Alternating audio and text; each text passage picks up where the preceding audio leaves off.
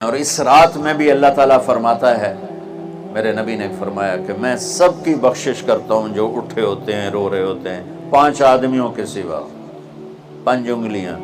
پہلا سنو، مشرک، دوسرا شاحن، دل میں بغض کینہ رکھنے والا، تیسرا المسبل، متکبر تکبر کرنے والا، چوتھا عاق لوالدیہ، والدین کو برباد کرنے والا۔ ایک ہوتا ہے کبھی کبھی اونچا بول ہو جائے گستاخی کا، اس کو نافرمانی کہتے ہیں۔ عاق ہوتا ہے پھاڑ دینا، ایسا پھاڑنا کہ جڑ نہ سکے، جو والدین کے جگر چیر دے اور ان کے کلیجے جلا دے، اس کی اس رات بخشش نہیں ہوتی۔